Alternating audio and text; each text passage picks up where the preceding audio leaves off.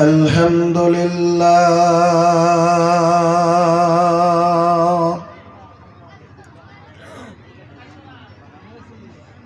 نحمده ونستعينه ونستغفره ونعوذ بالله من شرور أنفسنا ومن سيئات أعمالنا من يهده الله فلا مضل له ومن يضلله فلا هادي له وأشهد أن لا إله إلا الله وحده لا شريك له وأشهد أن محمدا عبده ورسوله أما بعد فإن خير الحديث كتاب الله وخير الهدي هدي محمد صلى الله عليه وسلم وشر الأمور محدثاتها وكل محدثة بدعة وكل بدعة ضلالة وكل ضلالة في النار فقد قال الله تعالى في كلامه المجيد الفرقان الحميد أعوذ بالله من الشيطان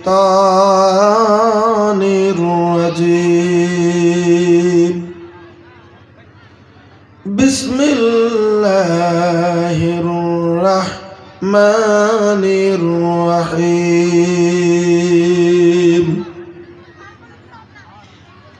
إن الله وملائكته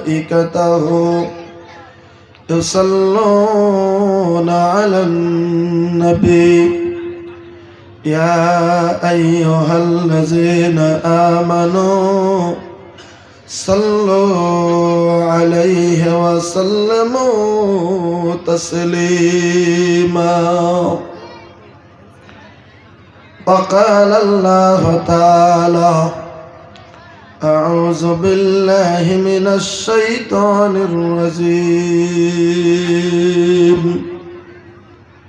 وذكر فإن الذكرى تنفع المؤمنين وقال الله تعالى أعوذ بالله من الشيطان الرجيم فالذين آمنوا به وأجزروه ونصروه واتبعوا النور الذي أنزل معه أولئك هم المفلحون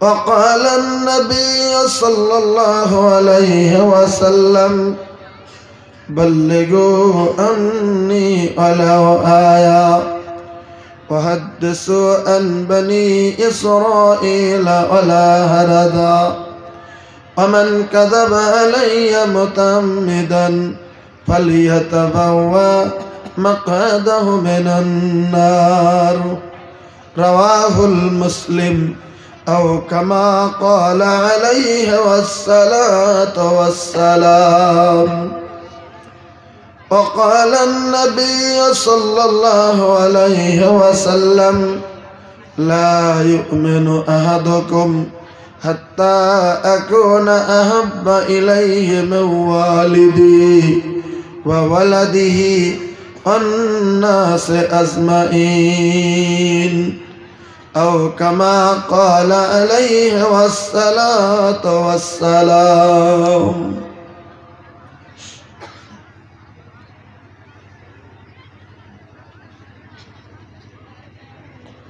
सामान तजारत मेरा ईमान नहीं है, हर दर पे झुके सर ये मेरा शान नहीं है।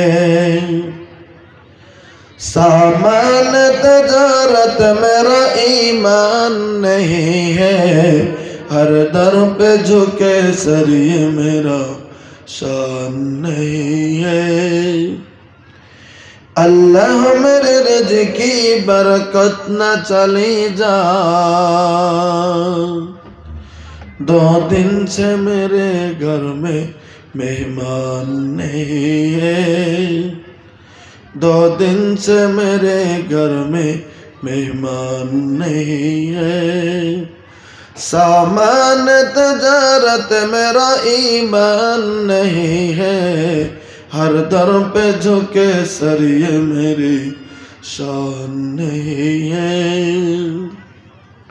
उपस्थित আজকের এই পবিত্র দিনে আয়োজিত অনুষ্ঠানের মাননীয় সভাপতি সাহেব, বিশিষ্ট উলামায়ে কেরাম, এই অঞ্চল থেকে আসা সম্মানিত মুরব্বিয়ানে এজাম, সম্মুখে বসে থাকা দিনের সৈনিকের মতো যুবক ভাইয়েরা, পর্দার আড়ালে থাকা দিনের দরদিনী মা ও বোনেরা, অবশ্যই আল্লাহ রাব্বুল আলামিনের প্রতি হাজার হাজার তারিফ ও প্রশংসা, যে মহান ও আল্লাহ রাব্বুল আলামিন মেহেরবানি করে আজকে আমাদের বিভিন্ন মায়ের সন্তানকে এই দিনই আয়োজিত অনুষ্ঠানে এই সন্ধিক্ষণে বসে থেকে দিনের আলোচনা শোনার তৌফিক দিয়েছেন। আমরা সবাই মিলে একটিবার আল্লাহ রাব্বুল আলামিনের তারিফ করি, আলহামদুলিল্লাহ। আল্লাহ রাব্বুল আলামিনের তারিফের পরে আমাদের যিনি বিশ্বের নবী, সৈয়দুল মুরসালিন, রহমাতুল লিল আলামিন, খাতামুন নবিয়্যিন, সৈয়দুনা হযরত মুহাম্মদুর রাসূলুল্লাহ সাল্লাল্লাহু আলাইহি সাল্লামের প্রতি শত সহস্র দরুদ ও সালাম দিল থেকে মোহাব্বত করে নবীর প্রতি একবার আমরা দরুদ পড়ি সাল্লাল্লাহু আলাইহি ওয়াসাল্লাম। আমার ভাইরা, খুতবায়ে মাসনুনায় কোরআনে কারীম থেকে পরপর 3টি আয়াত তেলাওয়াত করেছি, হাদিসে পাক থেকে 2টি হাদিস তেলাওয়াত করেছি। তার সারমর্ম দিকে এসেই আমার বক্তব্য ইখতিতাম করার চেষ্টা করব, আমা তৌফিকি ইল্লা বিল্লাহ। তবে তার আগে একটি কথা আপনাদের কাছে বলে নিতে চলছি।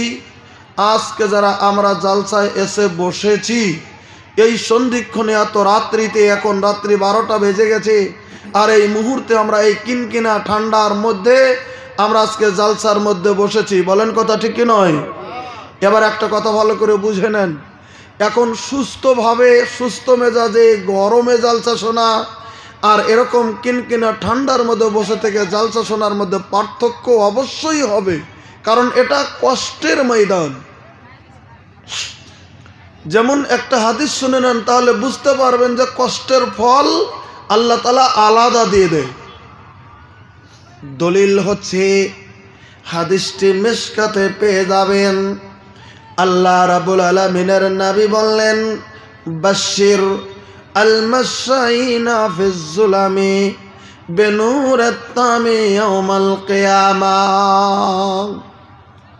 আল্লাহ রাব্বুল আলামিনের নবী সাহাবা কিরামদেরকে লক্ষ্য করে বললেন, সাহাবীরা শুনে নাও, বাশশির, তুমি জান্নাতের খুশখবরি পৃথিবীর জমিনের ভিতরে দিয়ে দাও রে সাহাবা কেরাম। পৃথিবীর জমিনে যাদের সঙ্গে সঙ্গে তোমাদের দেখা হয়ে যাবে, তাদেরকে জান্নাতের খুশখবরিটা দিয়ে দাও। ওই জান্নাতের খুশখবরি দাও, বাশশির আল মাশাইনা ফিজ যুলাম, যারা গো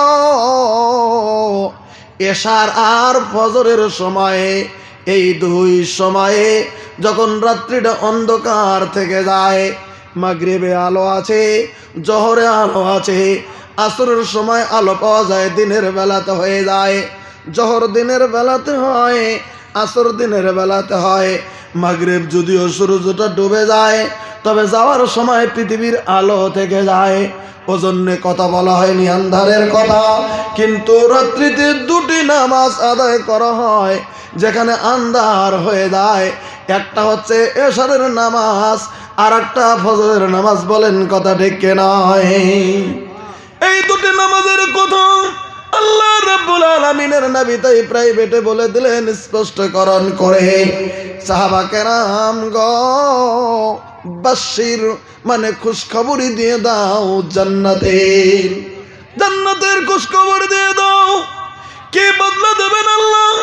আল্লাহ রাব্বুল আলামিনের নবী বললেন, আল মাশাইনা ফিজ যুলাম, যারা গো পৃথিবীর মধ্যে গো এশারের নামাজ আর ফজরের নামাজ অন্ধকারের মধ্যে চলে যায়, টর্চ লাইট চালিত করেনি, বাতি জ্বালায়নি, অন্ধকার হয়ে গেছে, তবু বাড়ি থেকে টর্চ লাইট নাই, নিজের কাছে নাই, রাস্তায় লাইনও নাই, হয়তো চন্দ্র তেমন রৌদ্র নাই, কিন্তু তিনি জানেন অত যতই অন্ধকার হোক না কেন গো, আমার বাড়ি থেকে একটু দূরে বা বাড়ির পাশে মসজিদ, আমি পায়ে হেঁটে হেঁটে হেঁটে হেঁটে হেঁটে হেঁটে আমি যাব, আর এশারের নামাজটা মসজিদের ভিতরে আমি আদায় করব।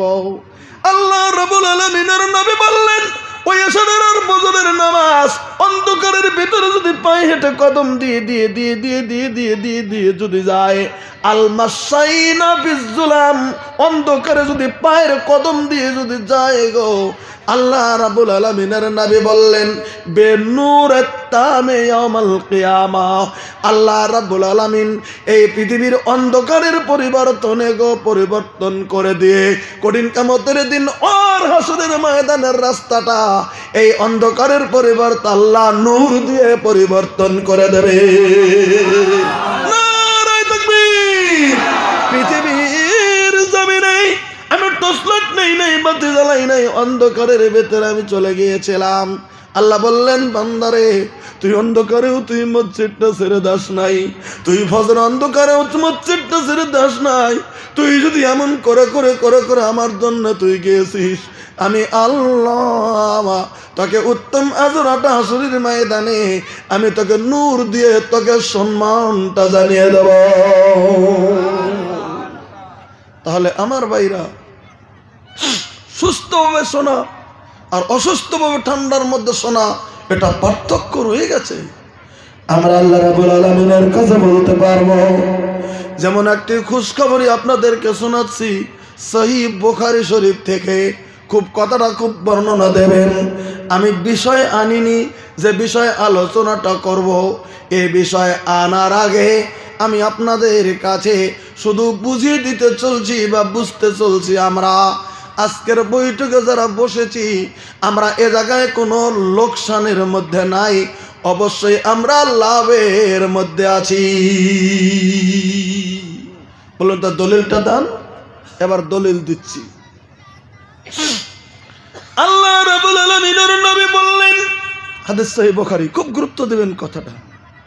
আল্লাহ রাব্বুল আলামিনের নবী বললেন, যে হাদিসটা আপনাদের কাছে আলোচনা করতে চলছি এই হাদিসটি হচ্ছে হাদিসে কুদসি। হাদিসে কুদসি যারা মাওলানা সাহেবরা আছে তারা তো জানেন, আর আমরা যারা হয়তো মাদ্রাসায় পড়িনি তারা আজকে বুঝে নেন হাদিসে কুদসি কাকে বলে। সর্বপ্রথম জেনে নেন, এটা হচ্ছে পবিত্র কোরআনে, খুলে দেন, এটা হচ্ছে পবিত্র কোরআনে কারীম, ভালো করে বুঝে নেবেন।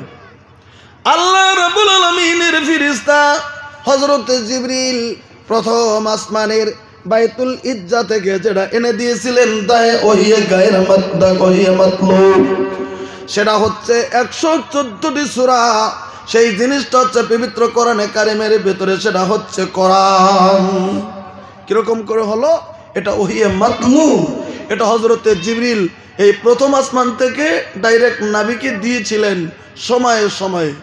এই কোরআনটা প্রথম আসমানে কি করে আসলো, এবার কথাটা খুব গুরুত্ব দিয়ে 1 মিনিট শুনে নেবেন আপনারা। এই কোরআনে কারীমটা এই প্রথম আসমানের আসার আগে এই কোরআনে কারীম কোথায় ছিল?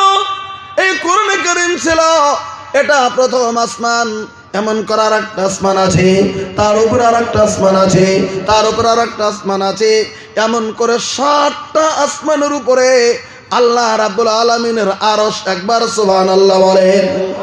7 আসমানের উপরে আল্লাহ রাব্বুল আলামিনের আরশ, আল্লাহর আরশের ডান পাশে একটা জগৎ রয়ে গেছে। ওই ডান পাশের জগতের নাম হচ্ছে লাউহে মাহফুজ। আল্লাহর আরশের ডান পাশে একটা জায়গা, ওই জায়গার নাম হচ্ছে লাউহে মাহফুজ। একটা জায়গা আল্লাহ সন্নিবিষ্ট করেছেন। পবিত্র কোরআন সাক্ষ্য দিচ্ছেন। কোরআনকে যদি প্রশ্ন করা যায়, কোরআন পৃথিবীর জমিনে নাজিল হওয়ার আগে তুমি কোথায় ছিলে? কোরআন আল্লাহ রাব্বুল আলামিন পবিত্র কোরআনে জবাবটা দিয়েছেন, বাল হুয়া কুরআনুম মাজিদুন ফি লাউহিম মাহফুজ। আল্লাহ রাব্বুল আলামিনের কোরআন বলে দিলেন, পৃথিবীর মানুষরা জেনে রাখো, আমি পবিত্র কোরআন আমি নাজিল হওয়ার আগে আল্লাহ রাব্বুল আলামিনের আরশের ডান পাশে লাউহে মাহফুজের ভিতরে টোটাল কোরআনটা লিপিবদ্ধ করে রেখে দিয়েছিলেন। একবার সুবহানাল্লাহ বলেন। এবার লাউহে মাহফুজের ভিতরে থাকা কোরআনটাকে মহান আল্লাহ রাব্বুল আলামিন করলেন কি, পবিত্র রমজানুল মোবারক মাসের ভিতরে শেষের যেটা 10টি রাত্রি থেকে যায়, ওই শেষের 10 রাত্রির ভিতরে 5টা বেজোড়া রাত্রি আছে। একটা রাত্রি 21 রাত্রি, একটা 23 রাত্রি, একটা হচ্ছে 25 রাত্রি, একটা 27 রাত্রি, আর একটা 29 রাত্রি। এই 5টা বেজোড়া রাত্রির একটা রাত্রি হবে লাইলাতুল কদর। আল্লাহ রাব্বুল আলামিন পবিত্র কোরআনে বললেন, ইন্না আনজালনাহু ফি লাইলাতিল কদর। আমি আল্লাহ রাব্বুল আলামিন আমার পবিত্র লাইলাতুল কদরের রাত্রিতে এই গোটা কোরআনটাকে আমি আল্লাহ লাউহে মাহফুজ থেকে প্রথম আসমানের ভিতরে নাজিল করে দিলাম। প্রথম আসমানে, এই যে প্রথম আসমান যেটা দেখি, এই গোটা প্রথম আসমানের ভিতরে একটা সন্নিবিষ্ট করা আছে জায়গা। ওই জায়গাটার নাম বাইতুল ইজ্জা। নামটা মনে রাখবেন। আল্লাহ রাব্বুল আলামিন পবিত্র কোরআনটাকে লাইলাতুল কদরের রাত্রিতে এই বাইতুল ইজ্জাতে জমা করে দিলেন, বরকতময় রাত্রিতে ওখানে নাজিল করে দিয়ে জিবরিলকে বলে দিলেন, জিবরিল আমার হাবিব পৃথিবীর জামিনের ভিতরে চলে গিয়েছেন, আমার হাবিবের দরকার হয়ে যাবে, তার জিন্দেগির প্রশ্নের সম্মুখীন হয়ে যাবে, প্রশ্নের সম্মুখীনের জবাবে বা যখন দরকার হয়ে যাবে, দরকার বশত পৃথিবীর জামিনে এখান থেকে আমার হাবিবের কাছে কোরআনের আয়াতগুলি নিয়ে তুমি জমা করে দেবে।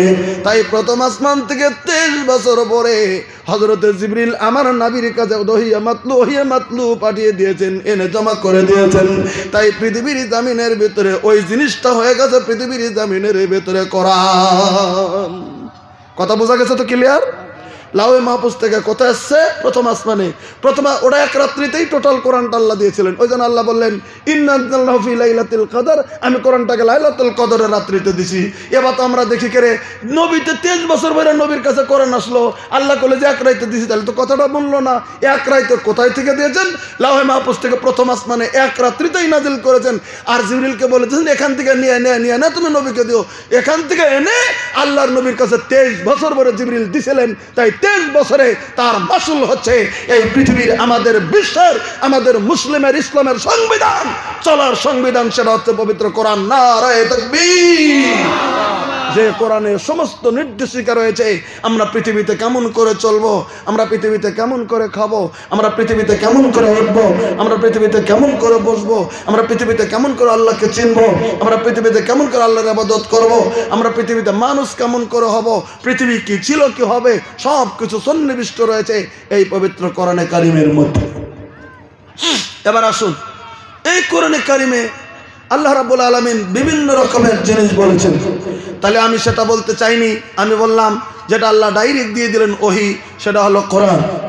আর যে জিনিসটা ওহিয়ে গায়ের মাতলু ডাইরেক্ট হযরতে জিবরিল এনে দেয়নি, আল্লাহ নবী সাল্লাল্লাহু আলাইহি ওয়াসাল্লামের অন্তরে আল্লাহ পাঠিয়ে দিয়েছেন। আর সেই অন্তর থেকে নবী কথা বলেছেন, সেটা হচ্ছে ওহিয়ে গায়ের মাতলু। সেই জিনিসটার নাম হচ্ছে হাদিস। সেই জিনিসটার নাম কি? হাদিস। সেই হাদিসগুলি আজকে পৃথিবীতে হাদিসের কিতাব পরবর্তীতে সন্নিবিষ্ট হয়েছে। বুখারী, মুসলিম, ইবনে মাজাহ, আবু দাউদ, নাসাঈ, আপনারা জানেন তিরমিজি, এগুলি সন্নিবিষ্ট হয়েছেন। কুতুবে সিত্তার উপরেও বহুত হাদিসের কিতাব আজকে পৃথিবীর জামিনে সন্নিবিষ্ট হয়েছে। সেগুলো না হলো হাদিস। এই যে হাদিস, এই হাদিসের ভিতরে 3টা ভাগ 4টা ভাগ রয়েছে। নবী সাল্লাল্লাহু আলাইহি ওয়াসাল্লামের জিন্দেগিতে যেগুলি কথা বলেছেন, হাদিসে কওলি, আল্লাহ নবী সাল্লামের জীবনে যত আমল করেছেন হাদিসে ফেলি আল্লাহ নবী সাল্লামের জীবনে সাহাবা কেরাম করেছেন, নবী করতেও বলেছিলেন না, নাও করলেন হাদিসে তাকরিরি। আর ডাইরেক্ট কথাটা আল্লাহর শুধু প্রকাশ করেছেন নবীর মুখ দিয়ে। এই হাদিসটা হলো হাদিসে কুদসি। এবার এই হাদিসটা শুনুন, কথাটা কার? আল্লাহর। প্রকাশ করেছেন কে? নবী। আল্লাহ রাব্বুল আলামিনের নবী বলেন, আল্লাহ তাআলা বলেছেন, ইন আনা ইনদাজ্জান্নি আবদি বি। আল্লাহ রাব্বুল আলামিনের নবী বললেন, আল্লাহ তাআলা বলেন, পৃথিবীর মানুষেরা শুনে নাও, আমি আল্লাহ রাব্বুল আলামিন আমাকে তোমরা যেই মুহূর্তে যেমন ধারণা করো গো, আমি আল্লাহ রাব্বুল আলামিন তখন তোমাদের প্রতি তেমনই হয়ে যায়। একবার সুবহানাল্লাহ বলেন। আল্লাহকে আমরা যেমন ধারণা করব, আল্লাহ রাব্বুল আলামিন তখন আমাদের প্রতি তেমনই হয়ে যাবে। এবার প্রশ্ন করবেন কেমন গো? এবার একটা কথা ভালো করে আপনাদেরকে বলে দিতে চাইছি, আমাদের যিনি মহান আল্লাহ এই কথাটা বুঝাইতে চাইছেন। আমরা জানি আল্লাহ রাব্বুল আলামিনের আসল নাম, জাতি নাম হচ্ছে আল্লাহ। জাতি নামের আবার ৯৯টা জাতীয় গুণবাচক নাম জামিনের ভিতরে রয়েছে, সিফাতি নাম রয়েছে। আমরা যেমন বাগদাদি কায়দার ভিতরে পড়েছি, ইয়া আল্লাহ, ইয়া রহমান, ইয়া রহিম, ইয়া মালিক, ইয়া খালিক, এই যে নামগুলি পড়েছি জামিনের ভিতরে। মাই গো, এই ৯৯টি নামের ভিতরে দুটি নাম উল্লেখ করা আছে। একটার নাম গাফুর আর একটার নাম হচ্ছে গাফফার। আজকের জমিনে এই জগতে তিনি জলসার ভিতরে বসেছে। ভাই গো, মনে মনে মনে মনে মনে মনে মনে মনে যদি ধারণা করে নেই, মাবুদ গো, তোমাকে সন্তুষ্টির জন্য এই ঠান্ডার ভিতরে আরামের বিছনাকে হারাম করে দিয়ে আজকে জলসার ভিতরে বসে আছি গো আল্লাহ। মাবুদ গো, আমি চলতে ফিরতে জীবনে অনেক গুনাহ করেছি গো আল্লাহ। আমি হাঁটতে গুনাহ করেছি, আমি চলতে গুনাহ করেছি, আমি চোখের দ্বারা গুনাহ করেছি, হাতের দ্বারা গুনাহ করেছি, পায়ের দ্বারা গুনাহ করেছি, কানের দ্বারা গুনাহ করেছি, জবানের দ্বারা পৃথিবীর জমিনের ভিতরে গুনাহ করেছি। গুনাহ করতে করতে মাবুদ গো, গুনার সাগরের ভিতরে পৃথিবীর জমিনের ভিতরে আবডাবো কাচ্ছি গো আল্লাহ। ও মাবুদ, তোমার জাতি নামের সঙ্গে যে ৯৯টা সিফাতি নাম রয়েছে, ওই সিফাতি নামের ভিতরে তোমার একটা নাম গাফুর আর একটা নাম গাফফার। মাবুদ গো, আমাদের স্বভাবত জামিনের ভিতরে পাপ করা, কিন্তু মাবুদ গো তুমি না গাফফার নাম দিয়েছো, তার মানে সব থেকে তুমি বেশি মাফ করার মতো ক্ষমতা তোমার কাছে রয়ে গেছে। আজকে জলসার ভিতরে দিনের নাসিহত শোনার পরে আমি তোমাকে গাফফার ধারণা করেছি গো আল্লাহ। আমি যত জীবনে অন্যায় করেছি, আমি যত জীবনে পাপ করেছি, মাবুদ গো, আজকের জলসাতে তোমাকে গাফুর গাফফার নামের গুণে তোমার কাছে ক্ষমা চাইতে শুরু করে দিচ্ছে গো আল্লাহ। তুমি দয়া করে আমার জীবনের তামাম গুনাহ তুমি মাফ করে দাও। আল্লাহ রাব্বুল আলামিনের নবী বলেন, আল্লাহ তখন বলে দিতেছেন, রে পৃথিবীর বান্দারা, আমাকে যদি তুমি গাফুর গাফফার যদি তুমি ধারণা করে নিয়ে আমার কাছে যদি তুমি মাফ চাও গো, আমি আল্লাহ রাব্বুল আলামিন তখন গাফফার হইয়া তোমার তামাম জীবনের গুনাহগুলি মাফ করে দেব। আজকের জমিনের ভিতরে অনেক মুরব্বী এসেছে যাদের বাবা নাই গো। আজ থেকে 10 বছর আগে এসেছিলাম, 15 বছর আগে আপনাদের এখানে এসেছি। অনেক মুরব্বী যারা জলসার প্যান্ডেলে ছিল, ওই সমস্ত মুরব্বী আজকে নাই। কিছু মুরব্বী আজকে কবরের ভিতরে শুয়েছে, বলেন কথা ঠিক কিনা? আপনারা দেখেছেন, আপনাদের কিছু মুরব্বী ছিল জমিনের ভিতরে। আজ থেকে 20 বছর আগে কিছু মুরব্বী জমিনের ভিতরে ছিল গো, কিন্তু তারা নাই, তারা কবরের ভিতরে আছে। আজকের জলসায় যদি ধারণা করিনি, মাবুদ গো, আমার কলেজের টুকরা বাবা ছিল পৃথিবীর জমিনের ভিতরে। আমার বাবা আমাকে কতই না পৃথিবীর জমিনে আদর করেছিল গো আল্লাহ। আমাকে লালিত পালিত করেছে, আমাকে মিষ্টির দোকানে বাবা বসে দিয়ে মিষ্টি খাই নাই, বাবা মিষ্টির দোকানের ভিতরে আমার মুখে মিষ্টি তুলে দিয়েছে। ঠান্ডার সময় দরদিনী বাবা গো নিজে কাপড় নাই, আমাকে গরম কাপড় কিনে দিয়েছে। ঈদের দিনে গরিব বাবা আমাকে নতুন কাপড় কিনে দিয়ে বাবা কাপড় পুরান কাপড় নিয়ে মাটির দিকে চলে যেত। ওই দরদের বাবা নাই, আমার বাবাকে আমি নিজ হাতে কবরের ভিতরে তুলে দিয়েছি, শুয়ে দিয়েছি। মাবুদ গো, আজকে তোমার দিনই আলোচনার জন্য আজকে একটা জালসা উপস্থিত হয়ে গেছি। আল্লাহ, তোমার না গফুর নাম আছে, তোমার না গফুর নাম আছে। আমি তার সন্তান হয়ে তোমার কাছে আমার জীবনের সমস্ত নেকামলের দরিয়তে তোমার কাছে সারেন্ডার করতেছি গো আল্লাহ। আমার বাবা কবরে দেখার মতো শক্তি নেই গো আল্লাহ। আজকের জালসা থেকে তোমাকে মনে মনে মনে মনে বলছি, আমার বাবার জীবনের গুনাহ মাফ করে দিয়ে কবরের দরজাটা তুমি জান্নাতের দরজার সঙ্গে তুমি মিলিয়ে দাও। মহান মাবুদের কাছে খেলে যন্ত্র করে নে। আজকের জামিনা চোখের এক ফোঁটা পানি ফেলানোর পরে যদি মহান মাবুদের দরবারে যদি বলে দিতে পারি, আল্লাহ রাব্বুল আলামিন বলেন, তখন আমি গফুর গফফার হইয়া আমি আল্লাহ রাব্বুল আলামিন তোমার বাবা মার জীবনের গুনাহ মাফ করে দেব। একথা আমি বলিনি, একথা আল্লাহ রাব্বুল আলামিনের নবী বলেছেন। আনা ইনদা যন্নি আবদি বি, আল্লাহ বলেন আমার বান্দা আমাকে তুমি যেমন ধারণা করে নাও আমি আল্লাহ রাব্বুল আলামিন তখন তেমনই হয়ে যাই। 2 নম্বর আল্লাহ রাব্বুল আলামিন বললেন, ওয়ানা মাহু ইজা যাকারানি। আল্লাহ রাব্বুল আলামিন বলে দিলেন, বান্দারে আমাকে যখন তুমি ডাকো, আমাকে যখন তুমি ডাক দাও, আমাকে যখন তুমি স্মরণ করো, আমাকে যখন তুমি ডাকতে শুরু করে দাও, আমি আল্লাহ রাব্বুল আলামিন তোমারও তখন সঙ্গী হয়ে যাই। চলে একবার সুবহানাল্লাহ বলে। হাদিস বুখারী শরীফের নবী বললেন, ওয়ানা মাহু, আমি তখন ওর সঙ্গে হয়ে যাই, আমি তখন তাহার সঙ্গী হয়ে যাই, আমি তখন তাহার সঙ্গী হয়ে যাই যখন ইজা যাকারানি, আমার বান্দা যখন আমাকে ডাকতে শুরু করে দেয়। আরেকবার সুবহানাল্লাহ বলেন।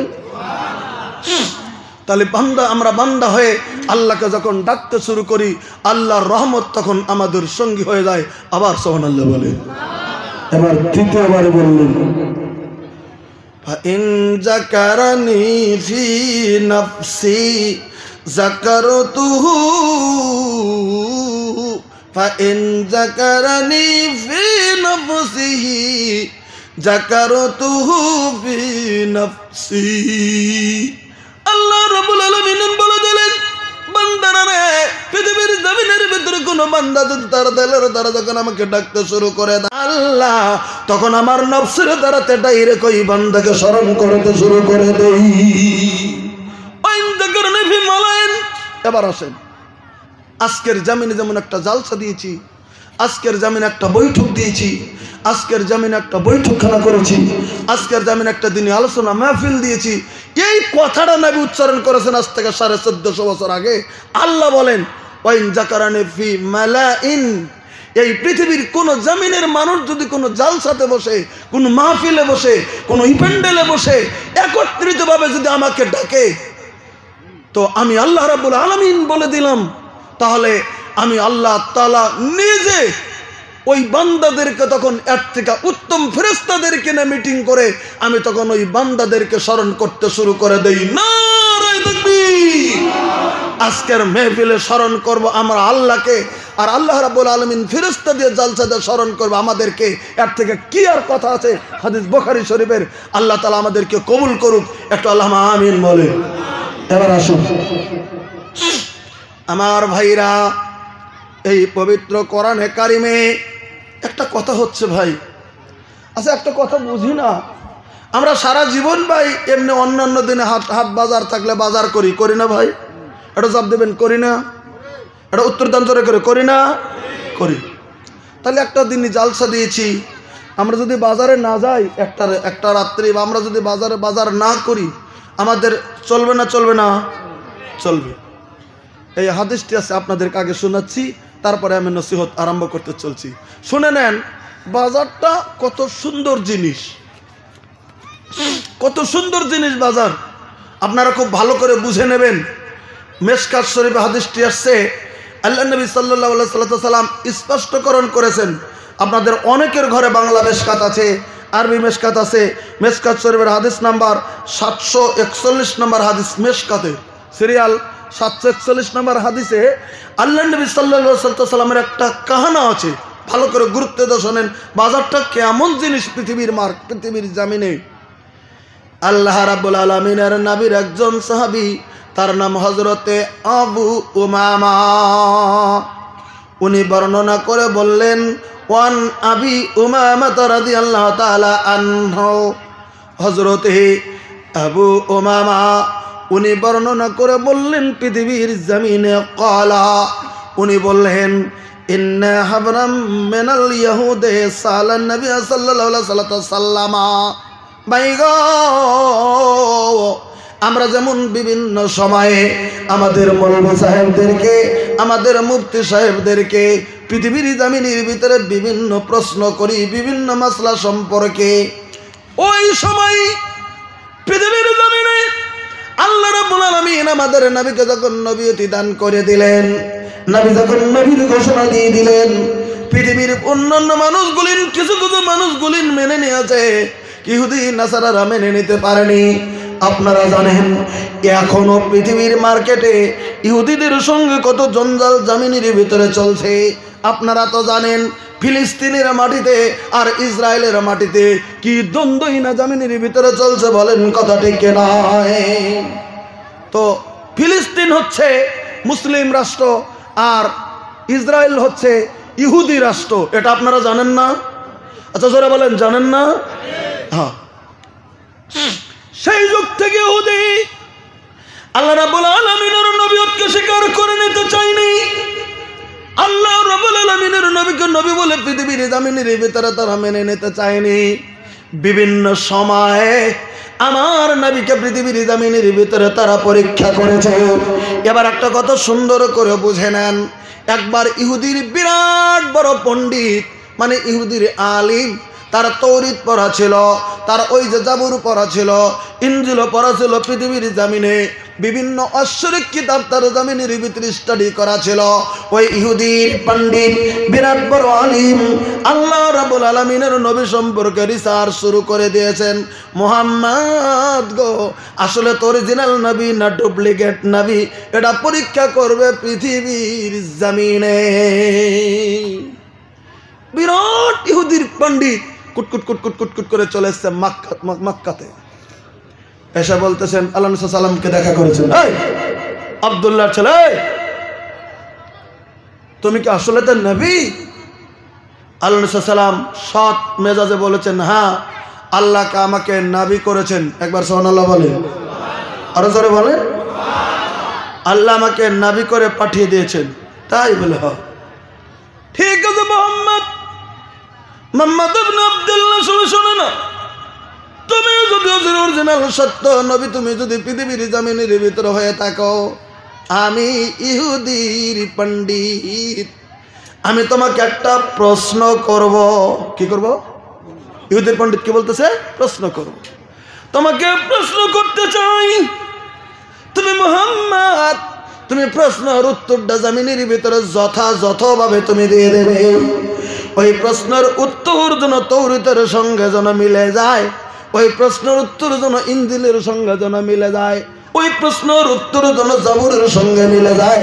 আগে যে আসমানি কিতাবগুলি ছিল ওই কিতাবগুলির সঙ্গে যেন তোমার উত্তরটা মিলে যায়। যদি মিলে যায় তাহলে ভাববো তুমি অরিজিনাল নবী, আর যদি উত্তর না মেলে তাহলে আমি বুঝে নেব তুমি ডুপ্লিকেট নবী। কথা বুঝে লেছে? একদম ডাইরেক্ট এসে প্রশ্ন করতে চায়। আল্লাহ রাসূল সাল্লাল্লাহু আলাইহি ওয়াসাল্লাম বলছেন, ঠিক আছে, তোমার কি প্রশ্ন করার আছে তুমি করে নাও। আল্লাহ রাব্বুল আলামিনের নবীকে প্রশ্ন করলেন। ইহুদির পণ্ডিত বললেন, ওগো মুহাম্মদের ছেলে আব্দুল্লাহর ছেলে মুহাম্মদ গো, আপনি শুনে নেন বলে কি আমি আপনাকে প্রশ্ন করলাম, আইয়ুল বিকাই খাইর। ছোট্ট একটি প্রশ্ন করলেন, আইয়ুল বিকাই খাইরুন। গোটা পৃথিবীর জমিনে পশ্চিম থেকে মাগরিব থেকে মাশরিক পর্যন্ত, শিমাল থেকে পূরব পর্যন্ত, যেখানে সূর্য ওঠে সূর্য যেখানে ডোবে, আর যেখানে উত্তর যেখানে দক্ষিণ, ওই সমস্ত পৃথিবীর জমিনের ভিতরে এই পৃথিবীতে কোন জায়গাটা আল্লাহ রাব্বুল আলামিনের কাছে সব থেকে উত্তম এই প্রশ্নের জবাবটা তুমি দিয়ে দেবে, কিন্তু প্রশ্নের জবাব যেন তৌরাতের সঙ্গে যেন মিলে যায়, ইনজিলের সঙ্গে যেন মিলে যায়, জাবুরের সঙ্গে যেন মিলে যায়। তোমার উত্তর যেন কিতাবকে লঙ্ঘন করে যদি তুমি মতলবি করে না বলো, তুমি তিনটা কিতাবের সঙ্গে মিল করে তুমি বলে দাও, আর উত্তরটা পৃথিবীর জমিনের ভিতরে কোনটা হয়ে যাবে। এই প্রশ্নটা করে বসলেন। অন্যান্য লোকেরাও আছে, হয়তো মুশরিক মক্কার কুরাইশরাও আছে, আল্লাহ নবী সাল্লামের সঙ্গীরাও আছে। নবী সাল্লামকে কি টিকটিকার মতো দাঁড় করিয়ে এবার প্রশ্ন করলেন ইহুদির পণ্ডিত। প্রশ্ন যদি করে দেন, আল্লাহ নবী সাল্লামের একটা অভ্যাস ছিল, যেটা জানা ছিলেন সঙ্গে সঙ্গে বলে দিতেন নবী, যেটা জানা ছিলেন না নবী বলে দিতেন না, তিনি একটু চুপ হয়ে থাকতেন, আল্লাহর তরফ থেকে ওহী আসতো তখন বলে দিতেন। এবার সুবহানাল্লাহ জোরে বলেন। যখনই প্রশ্নটা করেছেন তিন কিতাবের সঙ্গে মিলতে হবে প্রশ্নের উত্তর, নবী তখন একটু থমকে গিয়েছেন। সেই হাদিসের ভিতরে আল্লাহ রাব্বুল আলামিনের নবীকে যখন প্রশ্ন করা হলো, ফাসাকাতা আনহু ওয়া ক্বালা আসকানতু হাত্তা ইয়াজিআ জিবরিল আলাইহিস সালাতু ওয়াস সালাম। আল্লাহ রাব্বুল আলামিনের নবী বলে দিলেন, ইহুদির পণ্ডিত রে, আল্লাহ রাব্বুল আলামিনের নবী চুপ হয়ে গেলেন। আর ইহুদির পণ্ডিতকে বললেন, ইহুদির পণ্ডিত তুমি শুনে নাও, আমি তোমার প্রশ্নের জবাব অতক্ষণ পর্যন্ত দেব না যতক্ষণ পর্যন্ত আল্লাহর ফেরেশতা হযরতে জিবরিল আমার কাছে আসবে না। নারায়ে তাকবীর। আমি সত্য নবী, আমার কাছে জিবরিল আসবে, আমি হযরত জিবরিলকে প্রশ্ন করব, জিবরিল আল্লাহকে প্রশ্ন আল্লাহ রাব্বুল আলামিনের কাছে জানবে, বলে দেবে, তাই তো আমি মুহাম্মদ তোমার কাছে জবাব দিয়ে দেব। কত সুন্দর কথা বলে দিলেন নবী। উনি চুপ হয়ে গেলেন, চুপ হয়ে আছেন। হায় হায়, মক্কার মুশরিকরা মনে মনে মনে মনে মনে মনে হয়েছে, এবার মনে হয় মুহাম্মদ জমিনের ভিতরে হেরে যাবে, মনে হয় মুহাম্মদ জবাব দিতে পারবে না, মুহাম্মদ মনে হয় ডুপ্লিকেট নবী জমিনের ভিতরে। কাল থেকে এলান করে দেব, মুহাম্মদ সত্য নবী নয়, তুমি জমিনের ভিতরে তুমি একজন মিথ্যা নবী। ওরা খুশিতে অন্তরের ভিতরে বাগবাগ শুরু হতে চলছে, অন্তরের ভিতরে খুশির ঢেউ খেলতে চলছে। সেকেন্ডের ভিতরে হযরত জিবরিল আমিন আল্লাহ রাব্বুল আলামিনের নবীর কানের কাছে হাজির। জোরে সুবহানাল্লাহ বলে, আরেকটু জোরে সুবহানাল্লাহ বলে। হযরত জিবরিল আল্লাহ রাব্বুল আলামিনের নবীর কানের কাছে উপস্থিত। নবী জি গো, কি হয়েছে? আপনি এমন করে আপনি চুপ কেন রয়ে গেছেন? কি হয়েছে আপনার? হযরত জিবরিলকে তখন আল্লাহ রাব্বুল আলামিনের নবী বলে দিলেন, রে জিবরিল, এই যে এই প্রশ্ন করেছে ইহুদির পণ্ডিত, তিনটা কিতাবের সঙ্গে মিল করে উত্তর দিয়ে দিতে হবে।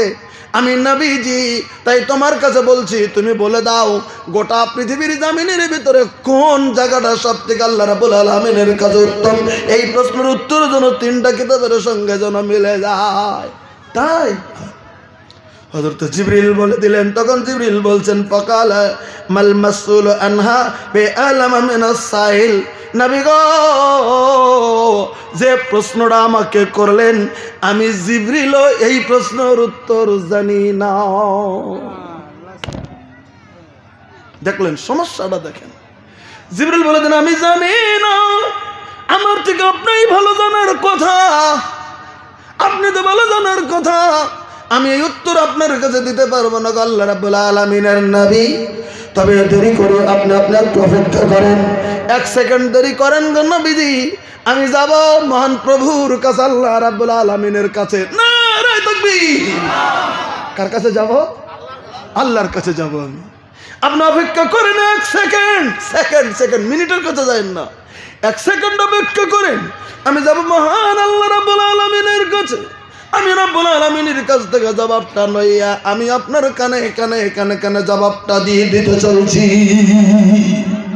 ঠিক আছে, তুমি চলে যাও, যাও। আল্লাহ রাব্বুল আলামিনের কাছে গেলেন, আল্লাহর কাছে বললেন, আপনার হাবিব এমন প্রশ্নের সম্মুখীন হয়েছে গো আল্লাহ। রাব্বুল আলামিন সঙ্গে সঙ্গে জিবরিলের কাছে জবাবটা দিয়ে দিলেন। তুমি যাও যাও জিবরিল তুমি যাও আমার হাবিবের কাছে তুমি জবাবটা দিয়ে দাও। সঙ্গে সঙ্গেতে আল্লাহ রাব্বুল আলামিনের কাছ থেকে জবাব লইয়া হযরতে জিবরিল আল্লাহ রাব্বুল আলামিনের নবীর কাছে চলে এসেছেন।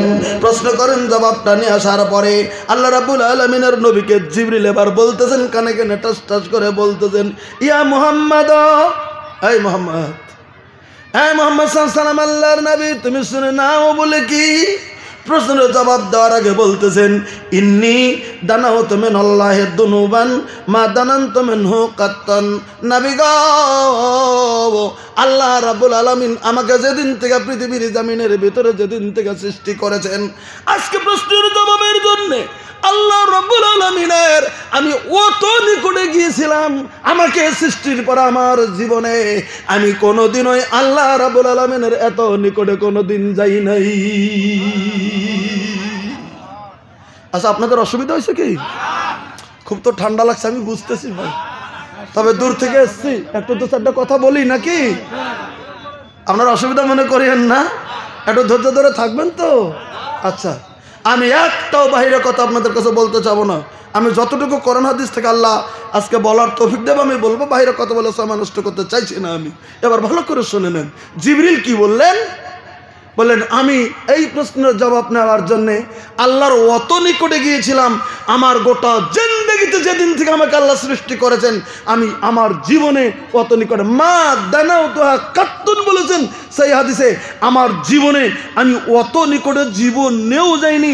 মা দানাউতু মিনহু কাত্তুন, আমার জীবনে আমি এত নিকটে যাইনি। এই প্রশ্নের উত্তরের জন্য গিয়েছিলাম। তখন নবী বললেন, তুমি কত নিকটে গিয়েছিলে? নবী সাল্লাল্লাহু আলাইহি ওয়াসাল্লাম বললেন, ওয়া কাইফা কানা ইয়া জিবরিল, এটা কেমন কথা তুমি বলছো? তুমি কত নিকটে গেছিলে আল্লাহ, তুমি বলো একটু দেখি, তুমি কত নিকটে গেছিলে? জিবরিল বলে দিলেন, আমি এত নিকটে গিয়েছিলাম, আমি এত নিকটে গিয়েছিলাম। ভালো করে একবারই বলছেন, আমি আপনাদেরকে বোঝানোর জন্য দু তিনবার বলছি। আমি এত নিকটে গিয়েছিলাম, কানা বাইনি ওয়া বাইনাহু সাবুনা আলফা হিজাবিম মিনান নূর, শুধুমাত্র আল্লাহ রাব্বুল আলামিন যিনি মান, যিনি সত্তা, ৭০,০০০ নূরের পর্দা দিয়ে যে ঢাকা রয়েছেন, ওই ৭০,০০০ পর্দার কাছে চলে গিয়েছিলাম। আল্লাহ যে ৭০,০০০ নূরের পর্দাতে ঢাকা আছেন, এই পর্দার কাছে গেছিলাম। শুধু আমার মধ্যে বাইনি ওয়া বাইনাহু, আমার মধ্যে আর আল্লাহর মধ্যে শুধু ফারাক ছিল ৭০,০০০ নূরের পর্দা। একবার জোরে সুবহানাল্লাহ বলেন। তাহলে এত নিকটে গিয়েছিলেন আল্লাহ রাব্বুল আলামিনের কাছে, ৭০,০০০ নূরের পর্দা কাছাকাছি চলে গিয়েছিলেন। এবার জিবরিল বলতেছে, নবীজি গো, উত্তর নিয়ে নেন, ইহুদির পণ্ডিতকে বলে দেন পৃথিবীর যাবেন। কি বলবো আমি, কি বলে দেবো ইহুদির পণ্ডিতকে? ইহুদির পণ্ডিতকে বলে দেন, ইহুদির পণ্ডিত রে, তৌরাত তুমি খুলে দাও, তুমি জাবুর তুমি পৃথিবীর জমিনের ভিতরে তুমি খোলো, ইহুদিদের বড় কিতাব তাওরাত তুমি তাওরাত খোলো, ইনজিল জমিনের ভিতরে তুমি খোলো। তুমি প্রশ্ন করেছো একটি, আমি নবী তোমার কাছে প্রশ্নের জবাব দিয়েছি দুইটি। তুমি প্রশ্ন করেছো একটা, কিন্তু তুমি জবাব নিয়ে নাও কটা? দুটো। তুমি প্রশ্ন করো পৃথিবীর জমিনে সবথেকে উত্তম জায়গা কোনটা? আমি নবী তোমাকে সর্বপ্রথম বলে দিতে চলছি, পৃথিবীর জমিনে খায়রুল বিকায়ে মাসাজিদুহা, পৃথিবীর গোটা পৃথিবীর জমিনের ভিতরে সর্ব উৎকৃষ্ট জায়গা হচ্ছে আল্লাহ রাব্বুল আলামিনের মসজিদের জায়গাগুলো। জোরে বলেন সুবহানাল্লাহ। মসজিদের জায়গা বলেন। তখন কিন্তু মসজিদে নববী হয়নি, তখন তো আল্লাহ নবী মক্কাতেই আছেন, তখন মদিনাতেই যায়নি, এটা মক্কার কাহিনী। তখন মসজিদে নববী হয়নি, কিন্তু তখন মসজিদ ছিল কি? কোন কোন মসজিদ ছিল আপনারা জানেন? আল্লাহ রাব্বুল আলামিন বলে দিয়েছেন পবিত্র কোরআনে, ইন্না আউওয়ালা বাইতিন উযিয়া লিন-নাস লাল্লাযী বাবাক্কাতা মুবারাকাও ওয়া হুদাল লিল আলামিন। আল্লাহ রাব্বুল আলামিন তেলাওয়াত করে বুঝিয়ে দিলেন, পৃথিবীর মানুষেরা রে, আমি আল্লাহ রাব্বুল আলামিন পৃথিবীর জমিনে মানুষের ইবাদত করার জন্যে গোটা পৃথিবীর জমিনে সর্বপ্রথম যেটা ইবাদতখানা সৃষ্টি করে দিয়েছিলাম, ওটা দিয়েছিলাম মক্কাতুল মুকাররমায় আমার কাবা। জোরে বলেন সুবহানাল্লাহ। পৃথিবীর সর্বপ্রথম যেটা মসজিদ, ওই মসজিদটা কাবা। এখন যারা হজে চলে যান, এখন যারা ওমরায় চলে যান, অনেক মানুষ ওমরায় বর্তমান জানা যায় না, ওমরা করতে যাই বর্তমান পৃথিবীর জমিনে খানা কাবা, যেটা মোবাইলের ভিতরে বর্তমান দেখতে পারেন, টিভির ভিতরে দেখতে পারেন। কাবার যেটা চত্বর, কাবার যেটা হেরেম, ওটাই পৃথিবীর জমিনের ভিতরে সর্বপ্রথম ইবাদতখানা। হযরত আদম আলাইহিস সালামের পরে ইবাদতখানাটা পৃথিবীতে আল্লাহ তাআলা মসজিদ বানিয়ে দিয়েছেন। 2 নম্বরে আল্লাহ তাআলা বলে দিলেন পৃথিবীর জমিনে 2 নম্বর মসজিদ হচ্ছে সুবহানাল্লাযী আসরা সুবহানাল্লাযী আসরা বিআবদিহি লাইলাম মিনাল মসজিদিল হারাম ইলাল মসজিদিল আকসা। আল্লাহ রাব্বুল আলামিন বলে দিলেন পৃথিবীর জমিনে 2 নম্বর যেটা মসজিদ গোটা পৃথিবীর জমিনের ভিতরে আমি আল্লাহ রাব্বুল আলামিন ঘোষণা করে দিলাম, একটা হচ্ছে মসজিদ হারাম, সেটা জমিনের ভিতরে হচ্ছে কাবা। আর 2 নম্বর মসজিদ আকসা, বর্তমান ইহুদিরা জেরুজালেমের মাটিতে যেটা দখল করে রেখে দিয়েছে, যার জন্য আজকে বিশ্বব্যাপী যার জন্য যুদ্ধ বিগ্রহ হচ্ছে, সেটা হচ্ছে মসজিদ আকসা। একথা আল্লাহ বলে দিলেন আমার নবীকে একটা বরকতময় রাত্রিতে মসজিদ হারাম থেকে আমি উঠিয়ে নিয়ে মেরাজের রাত্রিতে একটা সেকেন্ডের ভিতরে মসজিদ আকসার ভিতরে নিয়ে হাজির করে দিয়েছিলাম। জোরে বলেন সুবহানাল্লাহ। আল্লাহ রাব্বুল আলামিনের নবীকে উম্মাহানি তার স্ত্রী উম্মাহানির ঘরে থেকে, আল্লাহ রাব্বুল আলামিন তার স্ত্রীর ঘরে থেকে, একজন স্ত্রীর ঘরে থেকে আল্লাহ রাব্বুল আলামিনের নবীকে উঠিয়ে নিয়ে আল্লাহ রাব্বুল আলামিনের নবীকে নিয়ে গেলেন আল্লাহ তাআলা সামান্য সময়ের ভিতরে নিয়ে গেলেন মসজিদ আকসার ভিতরে। মসজিদ হারাম কোথায়? মক্কা। আর কোথায়? সেই যে ফিলিস্তিন, কোথায় সেই জেরুজালেম, সেই কোথায় হয়ে গেছে সেই জেরুজালেম, ইসরাইল কোথায় রয়ে গেছে? 500 কিলোমিটারের থেকে বেশি রাস্তা। আল্লাহ রাব্বুল আলামিনের নবী, আল্লাহ রাব্বুল আলামিনের নবীকে সামান্য মিনিটের ভিতরে এখান থেকে লইয়া ওই জায়গার ভিতরে আল্লাহ রাব্বুল আলামিনের নবীকে নিয়ে যাওয়ার পরে সে জায়গায় নবীকে স্বাগতম জানানোর জন্য একজন নয়, 2 জন নয়, হযরত আদম আলাইহিস সালাম থেকে শুরু করে লইয়া ঈসা রুহুল্লাহ পর্যন্ত সমস্ত নবী রাসূলের রূহগুলিনকে সেখানে মানব আকৃতি ধারণ করে দিয়া আল্লাহ তাআলা মসজিদে আকসার ভিতরে হাজির করে রেখে দিয়েছিলেন। জোরে বলেন সুবহানাল্লাহ। তারা স্বাগতম জানানোর জন্য তারা মসজিদ আকসার ভিতরে রেডি হয়েছিলেন। 1,33,999 জন নবী এবং রাসূল সেখানে আমার নবীকে সেখানে স্বাগতম জানাবে, সেখানে রেডি হয়ে আছেন। এবার সবাই কাতার বন্দী হয়ে আছে। হাদিসের ভিতরে বয়ান চলে এসেছে কাতার বন্দী হয়ে 1,33,999 জন নবী রয়ে গেছে, কিন্তু ইমামের মুসাল্লাটা খালি। আল্লাহ বলে দিয়েছেন আমার হাবিব সাইয়্যিদুল মুরসালিন, আমার হাবিব সমস্ত নবীদের সর্দার। একবার জোরে সুবহানাল্লাহ, আরো জোরে বলেন। আমাদের নবী যে পৃথিবীর জমিনে 1,24,000 নবী রাসূলের ভিতরে এসেছেন সর্বশেষে, কিন্তু আল্লাহ বলে দিলেন আমার নবীজি সাইয়্যিদুল মুরসালিন, আমার নবীজি সমস্ত নবী রাসূলদের সর্দার, আমার আখেরি নবী মুহাম্মদুর রাসূলুল্লাহ সাল্লাল্লাহু আলাইহি ওয়াসাল্লাম সমস্ত নবীদের সর্দার। তাহলে সর্দারকে তো সম্মান করতে হবে, সর্দারকে তো মানুষ ইমাম বানায় পৃথিবীর জমিনে। সর্দার থাকতে যিনি ইমাম, তার পেছনে অন্যান্যরা নামাজ পড়ে। তাই 1,23,999 জন নবী রাসূল রেডি হয়ে আছে। ইন্দামিন সময়ে আমার নবীকে ওই জায়গার ভিতরে জিবরিল নিয়ে গেলেন। নবী দেখছেন সব কাতার বন্ধ হয়ে আছে, আছে আছে আছে আছে ইমামের মুসাল্লা খালি রয়ে গেছে। হযরতে জিবরিল আমিন আল্লাহ রাব্বুল আলামিনের নবীকে এই পাকনাটা ধরে বললেন চলুন চলুন এগিয়ে চলুন।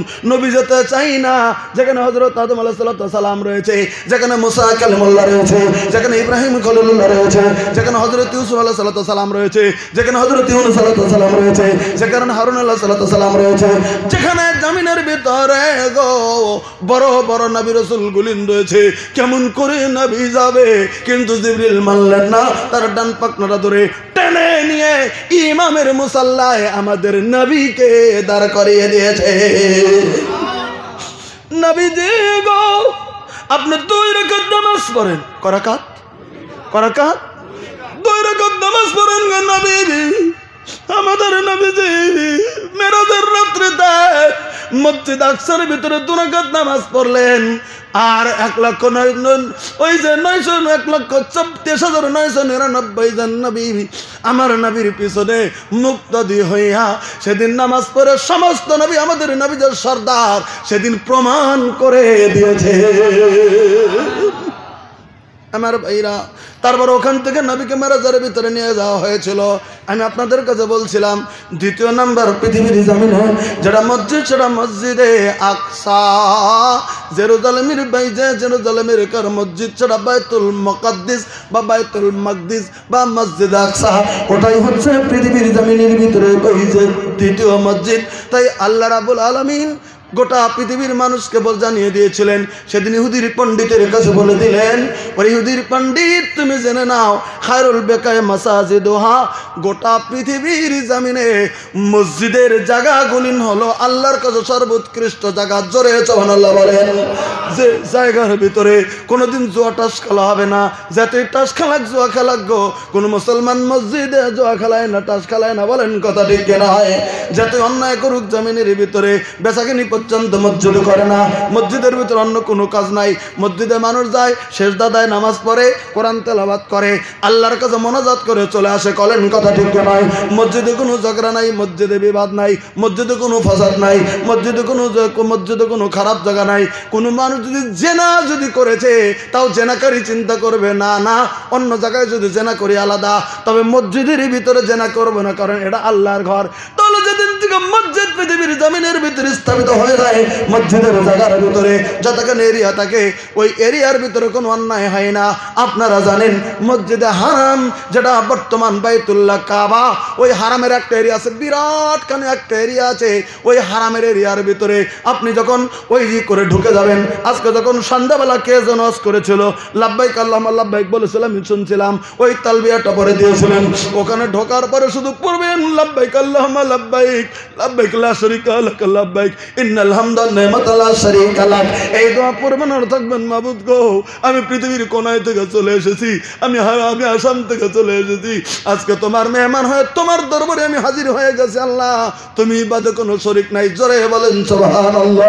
আল্লাহ রাব্বুল আলামিনের নবী বলেন, আল্লাহর কোন বান্দা হেরেম শরীফের কাছে যাইয়া আল্লাহর যখন তালবিয়া পাঠ করতে শুরু করে দেয়, আল্লাহ রাব্বুল আলামিন তখন বলে দেয় এই লোকটা আমার মেহমান, আমার বাড়িতে এসেছে, আমি তাকে তো আপ্যায়ন করতে হবে। আমি কি আর আপ্যায়ন করব? আমার যদি তুমি তালবিয়া যদি তুমি পাঠ করেছো, আমি আল্লাহ রাব্বুল আলামিন তোমার তামাম জীবনের গুনাহ আমি মাফ করে দিলাম। আমার ভাইরা, তাই মসজিদের জায়গা সব থেকে উত্তম বলে নবী ঘোষণা করে দিলেন। নাম্বার 2, ইহুদির পণ্ডিতরা কিতাব তুমি খোলো, তুমি কিতাব খোলো, তুমি কিতাব তুমি দেখে নাও। ওয়াশারুল বাকায়ে আসওয়াকুহা, পৃথিবীর জমিনে সব থেকে যেটা খারাপ জায়গা, ওই জায়গাটা হচ্ছে পৃথিবীর জমিনের ভিতরে বাজার। সব থেকে খারাপ জায়গা বাজার। বাজারের ভিতরে মারামারি হবে, বাজারের ভিতরে কাটাকাটি হবে, বাজারের ভিতরে পচা গপ্প হবে, বানোয়াটি কথা হবে, বাজারের ভিতরে জুয়া খেলা হবে, বাজারের ভিতরে টাস খেলা হবে, বাজারের ভিতরে মদ চলবে, বাজারের ভিতরে জুয়াদারি চলবে, বাজারের ভিতরে অন্যায় চলবে, বাজারের ভিতরে গণগণনা হবে, বাজারের ভিতরে শরীয়তের বিরুদ্ধে কাজ হবে, বাজারের ভিতরে সেই সমস্ত কাজ চলবে। তাই পৃথিবীর জমিনের ভিতরে বাজারে যেতে নিষেধ করিনি। বাজারে যাবেন, তবে দরকার যতটুকু ততটুকু যাবেন, তারপরে বাড়িতে ফিরে আসবেন। এটাই মাসলা। আল্লাহ রাব্বুল আলামিনের নবীর যুগে একজন সাহাবী খুব ঘন ঘন বাজারে চলে যেতেন। রিপোর্ট হয়ে গেল আল্লাহ রাব্বুল আলামিনের নবীর কাছে, এই সাহাবীটা ঘন ঘন বাজারে যায়। ওকে তলব করা হয়, তুমি ঘন ঘন বাজারে যাও। যাই হুজুর। কেন যাও? কি দরকার? তুমি বাজার কেন সময় এমন করে দিচ্ছ? কেন তুমি সময় বাজারে কাটাচ্ছ? তুমি বাজারটা খারাপ লাগছে, তুমি কেন যাচ্ছ? হুজুর আমি বাজারে যাই সময় কাটানোর জন্য, একটা কারণে যাই গো হুজুর। আমি বাজারে কোনো কামে যাই না, আমি একটা কারণে যাই, দেশের লোক যেন বলে আমার প্রতি যেন রহমত নাজিল হয়, এই কথা বলার জন্য আমি যাই। আমি সুবিধা পাই না এমনি, আমি বাজারে যাই।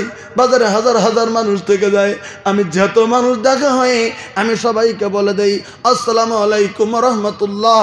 এই কথাটা বলার জন্য আমি যখন বলে দেই উনি বাধ্য হয়ে আমাকে বলে দেওয়া আলাইকুম আসসালাম, আল্লাহ যেন তোমার উপরে শান্তি বর্ষিত হওয়া করে। এই কথা হাজার হাজার মানুষের মুখ থেকে নেওয়ার জন্য আমি শুধু সালাম দেওয়ার জন্য আমি বাজারে চলে যাই গো নবী। আমি শুধু নবীর সুন্নাত সালামটা দেওয়ার জন্য বাজারে যাই। আচ্ছা বলেন আজকে কেমন যুবক বের হবে যে সালাম দেওয়ার জন্য বাজারে যাবে? এরকম যুবক বের হবে? এখন তো বাড়িতে বাবার সঙ্গে দেখা হয়, বাবাকে সালাম দেয় না। ওস্তাদের সঙ্গে দেখা হয়, ছাত্র সালাম দেয় না। ভাই ভাইয়ের সঙ্গে দেখা হয়, সালাম দেয় না। স্ত্রী স্বামীকে সালাম দেয় না, স্বামী স্ত্রীকে সালাম দেয় না, নিজের বাড়িতে ঢুকতে সালাম দেয় না। কিন্তু উচিত তুমি যখন বাহির থেকে বাড়িতে যাবে, বাড়ির ঘেটে পাড়া দিয়েই বিসমিল্লাহ বলেই তুমি আসসালামু আলাইকুম তুমি দিয়ে দেবে। তোমার বাড়িতে তোমার স্ত্রী আছে, সালামের জবাব নেবে। তাও যদি না নেয়, তোমার বাড়িতে আল্লাহ সংরক্ষিত ফেরেশতা রেখে দিয়েছে, তুমি যখন সালামটা দিয়ে দেবে ফেরেশতারা খুশি হইয়া তোমার উপরে সালামের জবাব দেয় সঙ্গে সঙ্গে করে দেবে। আজ থেকে বলেন তো, একটা লোক হাত তোলেন তো যে কাল থেকে আমার বাড়িতে ঢুকতে আমি আসসালামু আলাইকুম দেবো। একটা লোক দেখে হাত তোলে। সত্যি সত্যি বললেন? নারায়ে তাকবীর। একটা আমল দিলাম আজকে, বাড়িতে ঢুকতে সালাম দেবেন। এটা আল্লাহ নবীর সুন্নাহ, আল্লাহ তাআলার অর্ডার। বাড়িতে ঢুকতে সালাম দেবেন। একটা মাসলাটা তো আপনারা জানেন, নিজের বাড়িতে ঢুকতে সালাম তো দেবেন, হঠাৎ করে যদি অন্যের বাড়িতে যান সালাম দেবেন না? দেবেন না? অন্যের বাড়িতে গেলে সালাম সারা আবার সারা যদি ঢুকে যান, আল্লাহ রাব্বুল আলামিনের ফরমানের নাফরমানি করেছেন। বলবেন কেন বললেন? এ কথা হাদিস নয় যে মুফতিরা পার্থক্য করে দেবে, দলিলটা বলে কম বেশি আছে। না না না, এটা পবিত্র কোরআনের দলিল। আল্লাহ রাব্বুল আলামিন বলে দিলেন, বলে কি, ইয়া আইয়ুহাল্লাযিনা আমানু লা তাদখুলু বুয়ুতান গায়রা বুয়ুতিকুম হাত্তা তাস্তানিসু ওয়া তুসাল্লিমু আলা আহলিহা। দেখেন কত সুন্দর করে বলে দিলেন, এই তোমার নিজের স্ত্রীর রুমটা সারা পৃথিবীর কোন বাড়ির ভিতরে যদি তুমি প্রবেশ করতে চাও, আগেই তুমি হুপ হুপ করে ঢুকে যাও না, আগে তুমি গুপ করে ঢুকে যাও না, আগে তুমি হুম করে ঢুকে যাও না। তাহলে প্রশ্ন করবেন কি করবেন? তুমি দরজার ভিতরে তুমি দাঁড়িয়ে যাও, দরজার ভিতরে তুমি দাঁড়িয়ে যে তুমি ওই লোকটাকে তুমি আওয়াজ দিয়ে দাও, ঘরের ভিতরে তুমি টক টক করো, অত সাল্লিমু আলাইহা। সেটা যদি মুসলিমের যদি বাড়ি হয় তাহলে তুমি সেখানে তুমি সালাম দিয়ে দাও। আসসালামু আলাইকুম ভাইজান আছেন? আসসালামু আলাইকুম ভাইজান আছেন? আসসালামু আলাইকুম ভাইজান আছেন? 3 বার সালাম দিলেন, উত্তর আসলো না। আপনি ওখান থেকে ঘুরে বাড়ির দিকে চলে যান, যাতে ইমার্জেন্সি খবর নিয়ে গেছেন, কি উত্তর যদি না আসে আপনি ওই বাড়ির ভিতরে বিনা উত্তরে বাড়িতে ঢোকার পারমিশন আল্লাহ রাব্বুল আলামিন নিষিদ্ধ করে দিয়েছেন। না না না, ওই বাড়ির ভিতরে তুমি ঢুকতে পারো না। সালাম দিয়ে দিলেন, যখন ভিতর থেকে উত্তরটা নিয়ে নেবে, বাড়ির বৌমাটা সাবধান হয়ে যাবে, বাড়ির মহিলাটা সাবধান হয়ে যাবে। পুরুষ নাই যদি মহিলা থাকে আস্তে করে বলে দেবে আমার স্বামী নাই, আমার অমুক নাই, আপনি পরবর্তীতে আসবেন। আস্তে করে বলে বাড়িতে নাই কে বেসছিলেন, পরবর্তীতে চলে আসবেন। এই অপেক্ষায় যদি বলে দেয় ওখান থেকে ফিরে আসবেন। কিন্তু ঢুকবুত করে হুববুত করে সালাম নাই, গলার আওয়াজ নাই, বেহাবেলজ্জার মতো করে আপনার স্ত্রীর রুমটা ছাড়া পৃথিবীর কারোই রুমে ঢোকার অনুমতি আল্লাহ রাব্বুল আলামিন দেয় নাই। কতটুকু সাবধান করেছেন এই আয়াতের ব্যাখ্যায় লিখেছেন, কথাটা 1 মিনিট শুনে যান। আল্লাহ রাব্বুল আলামিন নবী সাল্লাল্লাহু আলাইহি ওয়াসাল্লামের কাছে একটা যুবক দাঁড়িয়ে বলেন, হুজুর গো, আমার বাড়িতে আমার মা আছে, আমার মার কাছে যেতে গেলে সালাম দিতে হবে না? তুমি সালাম দিয়ে যাবে। আমরা হুজুর আমি যে মার আমি খিদমতগার, আর যে বাড়িতে কেউ নাই, তো সালাম নবী সাল্লাল্লাহু আলাইহি ওয়াসাল্লাম সালাম দিয়ে যেতে হবে। তারপর হুজুর গো, আমি যে সবসময় আর ওষুধ পানি এটা ওটা দিই, তাও কি দিতে হবে? আল্লাহ সাল্লাম তখন বলেন, এই 3 বারের মতো আল্লাহ সাল্লাম বলেন, এই তুমি কি তোমার মাকে উলঙ্গ দেখতে চাও? না, আমি উলঙ্গ দেখতে চাই না। এটা তো আমি কোনো মুহূর্তে চাই না আমার মা উলঙ্গ আমি দেখবো। বলে তাহলে মার রুমে গেতেও তুমি সালাম দিয়ে দেবো। বলে কেন? বলে মা বিছানায় শুয়ে আছে, তোমার বৃদ্ধা মা বিছানায় শুয়ে আছে, মাথার কাপড় পরে আছে, শরীরের কাপড় পরে আছে, মা জানে না বুঝে নিয়ে শুয়ে আছে। তুমি যদি ডাক ছাড়া সালাম ছাড়া যদি তুমি ঘুপপুত করে ঢুকে যাও, তোমার মার যদি বুকের কাপড়টা আড়াল হয়ে হয়ে থাকে আর তুমি গেলে তুমি লজ্জা পাবে। ও জন্য মার রুমে গেতেও তুমি সালাম দিয়ে যেও। মার রুমে গেতেও যদি সালাম দিয়ে যেতে হয়, অন্যের রুমে ঢুকতে যদি দেহের মতো ঢুকি, তাহলে কত বড় নাফরমান পৃথিবীর জামিনে একটা মুসলিম হয়ে করেছি। কথাটাকে খেয়াল করেছেন? খেয়াল করিয়েন। ওই জন্য অন্যের ঘরে যাওয়া যাবে না সালাম ছাড়া। আমাদের মা বোন তো আজকে এমনিই বেহালজ্জামি এই পৃথিবীর জামিনে বেশি চলেছে, বলেন কথা ঠিক কি নয়? এমনি তো আজকের দিকে আমাদের মা বোন পর্দা করতে চাই না। আপনাদের এখানে কেমন আছে জানি না, বর্ডার এলাকা, আসাম বেঙ্গল বর্ডার, কিন্তু আজকে তো আমাদের মা বোন বেহালজ্জার দলের কাতার ভিতরে নাম দিয়েছে। আল্লাহ রাব্বুল আলামিনের নবী সাল্লাল্লাহু আলাইহি ওয়াসাল্লাম বলেছেন, এই আমি বিশ্বের নবী তোমাদেরকে বলে দিলাম, হাদিস বুখারীর সন্তানে, আমি আল্লাহ রাব্বুল আলামিন সাল্লাম বললাম বলে কি, আমি আল্লাহ নবী সাল্লাম তোমাদেরকে জানিয়ে দিলাম এই পৃথিবীর জামিনের ভিতরে দুটি দল, এই পৃথিবীর জামিনের ভিতরে আছে সিনফানি মিন আহলিন নার, জাহান্নামের দুটি সম্প্রদায় সম্পর্কে তোমাদেরকে আমি খবর দিচ্ছি। তোমরা শুনবে জাহান্নামের দুটি সম্প্রদায় পৃথিবীর জামিনে, তোমরা শুনবে, কিন্তু লাম আরাহুমা, এই পৃথিবীর জামিনে আমার চোখের সম্মুখে করা নাই, কিন্তু পৃথিবীতে উদ্ভাসিত হবে দুটি জাহান্নামের সম্প্রদায়। তার মধ্যে একটা সম্প্রদায় সম্পর্কে নবী বললেন, নিসাউন কাসিয়াতুন আরিয়া মুমিলাতুন মাইলা কাউসনামাতুল বুকতিল মাইলা। আল্লাহ নবী সাল্লাল্লাহু আলাইহি ওয়াসাল্লাম বুঝিয়ে দিতে চললেন, আয়ে সাহাবা কেরাম শুনে রাখো, পৃথিবীর জামিনের ভিতরে উদ্ভাসিত হবে, পৃথিবীর জামিনের ভিতরে এরকম মহিলারা দাঁড়িয়ে যাবে, বলে কি, বলে নিসাউন কাসিয়াতুন আরিয়া, তারা কাপড় পরিধান করার পরেও এই পৃথিবীর জামিনের মধ্যে তারা উলঙ্গ থেকে যাবে, তারা বেলজ্জার মতো জামিনের ভিতরে থেকে যাবে, তারা বেলজ্জার মতো রাস্তাঘাটের ভিতরে তারা দলে দলে ঘুরবে, তারা কাপড় পরিধান করার পরেও তারা ন্যাংটা থাকবে। বোঝা গেল না কথাটা? কাপড় পরছে তাকে তো ন্যাংটা করে বলা হয় না, কাপড় যে পরেনি তাকে ন্যাংটা বলা হয়, অথচ কাপড় পরিধান করার পরেও নাঙ্গা বলছেন নবী। তাহলে সেটা কে? মানে এমন ডোঙে কাপড় পরেছে, এমন সাইজে কাপড় পরেছে, এমন পাতলা কাপড় পরেছে, এমন টাইট কাপড় পরেছে যে কাপড় পরার জন্যে তার ইজ্জত জমিনের ভিতর প্রকাশমান হয়ে আছে। এরকম বর্তমান মহিলারা পরে না। আমার বেটি বড় হয়ে গেছে, আমার বেটি 22 বছরের, আমার বেটি 25 বছরের, এমন tight fitting long pant shirt পরছে, তার ইজ্জত জমিনের ভিতরে খ খ করে জমিনের ভিতরে বেরিয়ে যাচ্ছে। আমার বৌমাকে আমি নিয়ে এসেছি, এখন তো ভালো 18 বছরের নিচে বৌমা হয় না, হয়তো 18 বছরের পরে একটা মহিলাকে বাড়িতে নিয়ে এসেছি, সে মেয়ে এরকম বেলজ্জার মতো আসবে, মাথায় না কাপড় আছে, না পেটে কাপড় আছে, না পিঠে কাপড় আছে, না মুখের ভিতরে কোনো আছে, পর্দার কোনো চিহ্ন আছে। একদম দোকানের ভিতরে যায় 136 নম্বর জর্দা দিয়ে পান খাবে, মুখগুলো কুল কুল কুল কুল করে যাবে, তোর মতো বেলজ্জা রাস্তাঘাটে পুরুষেরা দেখবে, তার জেনার অপবাদ জমিনের ভিতরে হয়ে যাবে। তার মতো বেহায়াকে আল্লাহ রাব্বুল আলামিনের নবী সাল্লাল্লাহু আলাইহি ওয়াসাল্লাম ঘোষণা দিয়েছেন, সিনফাল মিন আহলিন নার, জাহান্নামী সম্প্রদায় সম্পর্কে তোমাদেরকে বলছি। বলে কি, এখন আমি দেখছি না, কিন্তু তারা পৃথিবীতে জাহান্নামের বাসিন্দা। বলে কি, কাসিয়াতুন আরিয়া, তারা পৃথিবীর জমিনের ভিতরে বেলজ্জার মতো রাস্তাঘাটের ভিতরে ঘুরে বেড়াবে। পৃথিবীর জমিনে মুমিলাতুন মাইলা, তারা ধারণা করবে দেশের মানুষ আমাকে দেখে যেন বাহবা করে, আমি কত সুন্দরী পৃথিবীর জমিনে, আমাকে দেখতে কত ভালো পৃথিবীর জমিনে, আমি কত সাইজের পৃথিবীর জমিনে, আমাকে কত ভালো দেখা যায় পৃথিবীর জমিনে। একজনের বউ তুমি 50 টাকা দেখাতে গেছো কেন? তোমার এত হাউস কেন মনের? তুমি মনে মনে ভাবছো আমি কত সুন্দরী, এরকম তুমি প্রকাশ করে তুমি দেশের মধ্যে তুমি ঘুরে বেড়াচ্ছ, গ্রামদা তুমি ঘুরে বেড়াচ্ছ। তোমার স্বামী 3 দিন 5 দিন 10 দিনের জন্য একটু বাইরে কাজ করতে গেছে, হতেই পারে 3 মাসের জন্য কেরালায় চলে গেছে, হতেই পারে 2 মাসের জন্য একটু বাইরে চলে গেছে। আর ইমুদা নিজের ফুলফুলানি রানী এমন ফুলফুলানি কথা দিয়ে আওয়াজ দিয়ে আরেকজনকে ফোন করে নিজে বাড়িতে ডেকে নিয়ে আজকে কালকে এরকম করে করে করে করে ভাই বন্ধুর হিসাবে ডাক দিয়ে দিয়ে দিয়ে দিয়ে দিয়ে দিয়ে বেজাল হয়ে 2 সন্তানের বাচ্চা রেখে আর একজনের সাথে পালিয়ে গেছে। কোন কথা ঠিক কি নয়? তো আমি আজকে জামিনের ভিতরে, পৃথিবীর জামিনের ভিতরে চলছে যত বৌমা পালিয়েছে পৃথিবীর জামিনে, তার 1 নাম্বার দোষ হলো ব্যাপারদার। কোন কথা ঠিক না? যত পালিয়েছে, নিজের বাচ্চা রেখে পালিয়েছে, 2 বাচ্চার মা পালিয়েছে, 3 বাচ্চার মা পালিয়েছে, 4 বাচ্চার মা পালিয়েছে, ছেলেকে বিয়া করেছে, মেয়েকে বিয়া দিয়েছে, ওটাও গেছে, এরকম চলছে। এটা আল্লাহ রাব্বুল আলামিন নবী সাল্লাল্লাহু আলাইহি ওয়াসাল্লাম বলেছেন, আল মারাতু আওরা, মহিলারা পৃথিবীর জমিনে গোপনে থাকার জাত, মহিলার পৃথিবীর জমিনে গোপনে থাকার জিনিস। ফাইজা খারাজাত, তুমি যখন প্রকাশ মানে গেছো, ইস্তাসরাবা শয়তান, শয়তান তোমাকে ধোকা দিয়ে অন্যের চোখে ভালো দেখাবে। নিজের বউ ভালোই আছে, কিন্তু অন্যের বউটা পাচ্ছেন তানের মা, তাও আর একজনের চোখে খুব উজ্জ্বল ঝিলিক মেরে দেবো। ওটা ঝিলিকটা শয়তানের ঝিলিক, এই ঝিলিকটা শয়তানের ঝিলিক, এই চমৎকারটা শয়তানের চমৎকার। এটা শয়তান তোমার চোখের মধ্যে ঝিলিক মেরে দেবে, ওজন্য তখন পৃথিবীর জামিনের ভিতরে চলে যেতে চলছে। কথাটা বুঝতে পারছেন তো? এটা আল্লাহ নবীর কাহিনী, আমার কথা নয়। আল্লাহ নবী সাল্লাল্লাহু আলাইহি ওয়াসাল্লাম স্পষ্টকরণ করে দিয়েছেন, এই সমস্ত খাসলত যেই সমস্ত মহিলার পৃথিবীতে থাকবে, ওরা লা ইয়াদখুলুল জান্নাহ, ওরা জান্নাতে ঢুকবে না। জান্নাতে তো ঢুকবে না। আল্লাহর নবী বলেছেন জান্নাতের যেটা সুবাস, জান্নাতের গ্রান্টও পাবে না এই সমস্ত বেহায়া নারী। জান্নাতের গ্যারান্টিও পাবে না, জান্নাতের সুগ্রান্টও পাবে না।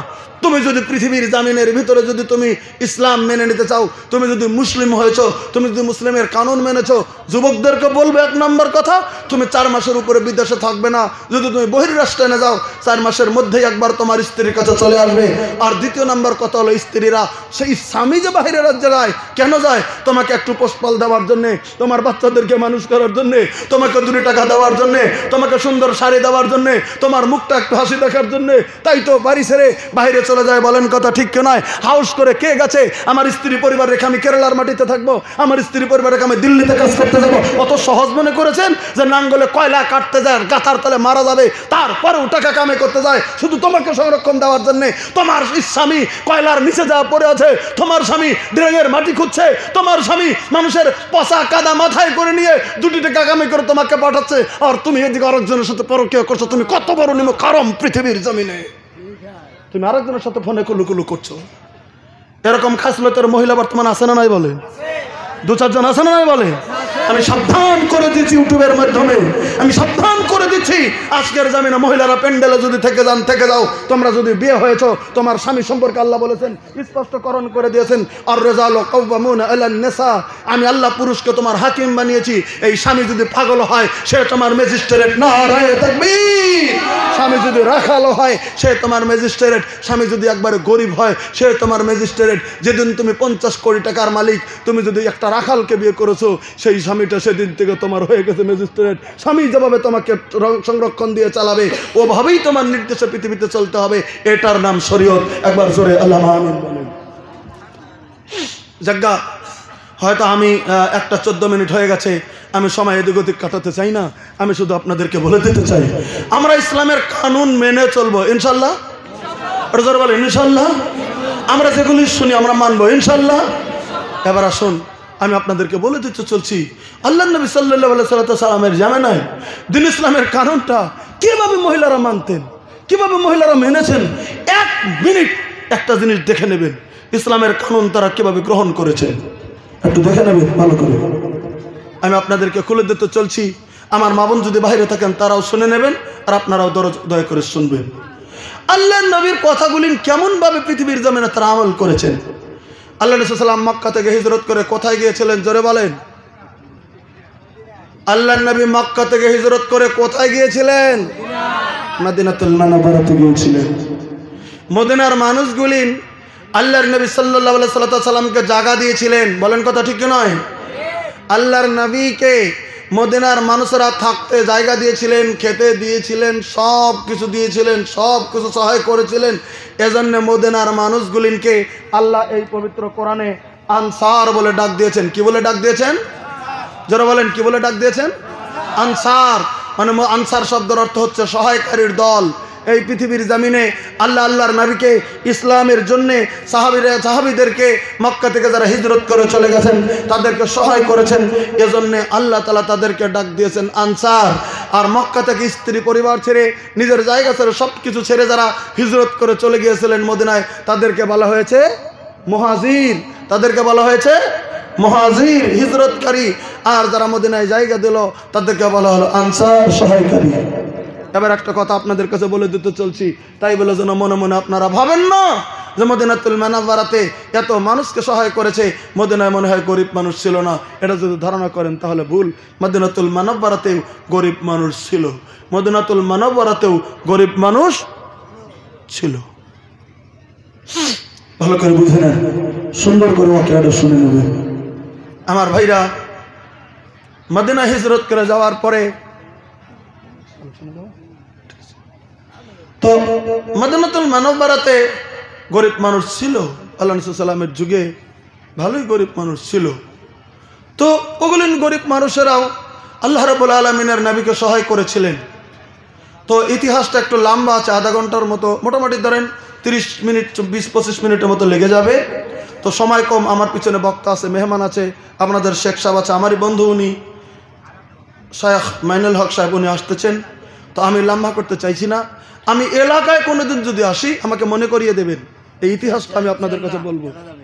এলাকায় যদি কোনোদিন আসি ফটাম করে বলে দেবেন যে একটা ওয়াকিয়া বলতে চাইছিলেন বলেননি, সহি হাদিস থেকে আমি একটা সাহাবীর ইতিহাস আপনাদেরকে তুলে ধরবো। আজকে হয়তো সময় হলো না, আমি শুধু আলোচনা করতে চাইতেছি। আমরা এই জামিনের ভিতরে কোরআন হাদিস মানবো ইনশাআল্লাহ। একটা কথা শুনে আমি ছোট্ট করে, আল্লাহ নবী সাল্লাল্লাহু আলাইহি সাল্লাম মদিনার মসজিদে আছেন, বা হাদিসটা বুখারী শরীফে প্রথম খণ্ডে। হঠাৎ করে মানুষ মারা যায়, এটা একটা বাপ বেঁধেছেন ইমাম বুখারী, এইভাবে হাদিসটি আনা হয়েছে। আল্লাহ নবী সাল্লাল্লাহু আলাইহি সাল্লাম মসজিদে নববীর কাছে আছেন, একটা যুবক ছেলে চলে এসছে। কে চলে এসছে? একটা যুবক সাহাবী, একটু দূর থেকে চলে এসছে, একটু দূরে ছিল তার বাড়ি, মদিনা মসজিদে চলে এসছে। ওর মাটা কয়েকদিন আগে মারা গেছে। মাটা কি হয়েছে? মারা গেছে। অনেক মানুষ আমরা যারা আসছে, আমাদের বাবা মা মারা গেছে, এরকম আজকে আসছে না ভাই? 2-4 জন আসছে। ওই ছেলেটার মা মারা গেছে। মাটা ভালো ছিল, নামাজি ছিল। কি ছিল? ওর মাটা কি ছিল? নামাজি, রোজাদারিনী, খুব নফল রোজা থাকতো। ওর মাটা খুব দান করতো পৃথিবীতে থাকতে। ওর মাটা খুব নামাজ পড়তো, রোজা থাকতো, ভালো কাজ করতো করতো করতো করতো। হঠাৎ করে মারা গেছে। মানে মানুষ হঠাৎ করে রাস্তা দিতেছে, হঠাৎ করে স্ট্রোক হয়ে মারা গেল, এরকম যায় না? যায় না? হঠাৎ করে স্ট্রোক হয়ে গেছে, মারা গেল। হঠাৎ করে হাই প্রেশার উঠে গেছে, মারা গেল। হঠাৎ করে শেষ দায় গেছে আর উঠেইনি, মারা গেছে। হঠাৎ করে রাস্তায় করে গাড়ি অ্যাক্সিডেন্টে গুতা খায়, মারা গেছে। হঠাৎ করে মোটরসাইকেলে যেতেছে, পাশে একটা বাড়ি লেগেছে, মারা গেছে। এরকম যায় কি যায় না বলে? যাচ্ছে। ওই মাটা তেমন করে মারা গেছিল। মাকে মাটি দিয়েছে, কবরে দিয়েছে। মাকে কবরে দেওয়ার পরে ওই ছেলেটা চলে আল্লাহ রাব্বুল আলামিনের নবীর কাছে। চোখের পানি জড়ো জড়ো জড়ো জড়ো জড়ো জড়ো জড়ো জড়ো। 2-4 দিন পেরিয়ে গেছে, এবার চলে আল্লাহ রাব্বুল আলামিনের নবীর কাছে চলে এসেছেন। এসে বলতেছেন, হুজুর, হুজুর গো, আমি একটা মাসলা জানার জন্য আমি আপনার কাছে এসেছি। কি জানার জন্য এসছে? বলেন কি? একটা মাসআলা, একটা মাসআলা জানার জন্য নবী আমি আপনার কাছে চলে এসেছি। বলতেছেন, নবী গো, আমার মা খুব ভালো ছিল পৃথিবীতে। আমার মা নামাজি ছিল, আমার মা পরেজগার ছিল, আমার মা সব কিছু ছিল। হুজুর, হঠাৎ করে আমার মা মারা গেল। এবার বুখারীর ইবারত বলে দিতে, ভালো করে শুনে নেন। ও বলতেছে, ইন্না উম্মি উবতুলিতাত নাফসুহা। হুজুর গো, আমার মা হঠাৎ করে মারা গেল। গদরদের নবী আমার মা হঠাৎ করে মারা গেল। কিছুই জানি না মা মরবে, কিন্তু হঠাৎ করে মা মারা গেল। গদরদের নবীজি, ইন্না উম্মি উবতুলিতাত নাফসুহা ওয়া আযুন্নুহা, কিন্তু আমি জানি, ও আল্লাহ রাব্বুল আলামিনের নবী, আমার ধারণা, আমি জানি, লাউ তাকাল্লামাত লাতাসাদ্দাকাত, আমার মা যদি বেঁচে থাকতো, আমার মা অসুখ হওয়ার পরে যদি 2 ঘন্টা বেঁচে থাকতো, আমার মা যদি 1 ঘন্টা থাকতো, আমার মা যদি 2 ঘন্টা থাকতো, আমার মা যদি 1 দিন বেঁচে থেকে যেত, আমার মা যদি কথা বলতে পারতো, আমার মা অসুখ হয়ে যদি কথা বলার মতো শক্তি থাকতো, আমি জানি নবী গো, লাউ তাকাল্লামাত লাতাসাদ্দাকাত, আমার মা যদি থাকতো, আমার মা অজস্র দান করে যেত আল্লাহর রাস্তায়। জোরে সুবহানাল্লাহ বলেন। আমার মা অজস্র দান করে যেত, আমি জানি আমার মা দান করত। নবী গো, না না, হঠাৎ করে মা মারা গেল, তাই দান দিয়ে যেতে পারিনি। নবীজি গো, আপনার কাছে মাসলা জানতে চাই। কি? ফাহাল্লা আজরুন ইন তুসাদ্দাকতু আনহা আন আতাফাতুসাদ্দাকতু আনহা। নবীজি গো, আমি যদি তার ছেলে হইয়া, আমি যদি তার ছেলে হয়ে এই পৃথিবীর জমিনে আমি যদি মার তরফ থেকে যদি ডাইরেক্ট কিছু দিনের আহলিল্লাতে খরচ করি, আমার মা কি কবরে নেকি পাবে কি না? প্রশ্নটা দেখে নেন। ফাহাল্লা আজরুন ইন আতাফাতুসাদ্দাকতু আনহা, আমি তার ছেলে হয়ে যদি আজকে জমিনে যদি বাম্মার নামে খরচ করি, আমার মা কবরের ভিতরে নাকি পাবে কি পাবে না?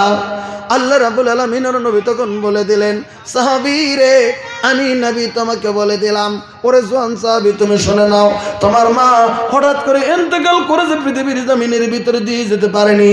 আমি নবীজি তোমাকে বলে দিলাম, এবার তুমি ছেলে হয়ে তুমি যদি দিনের আহলিল্লাতে যদি তুমি খরচ করো গো, তোমার মা ডাইরেক্ট কবরের ভিতরে নেকিটা পেয়ে যাবে। নারে তাকবীর। যদি নাই, বাবা যদি কবরে যায়, বাবার জন্য কোনো সন্তান যদি দিয়ে দেয় দিনের আইলিল্লাতে, মা নাই পৃথিবীর জমিনে, মার জন্য যদি দিয়ে দেয়, তাহলে ওই মা বাবা কবরের ভিতরে নাকি গুলিন ডাইরেক্ট আল্লাহ পৌঁছার ব্যবস্থা করে দেবে।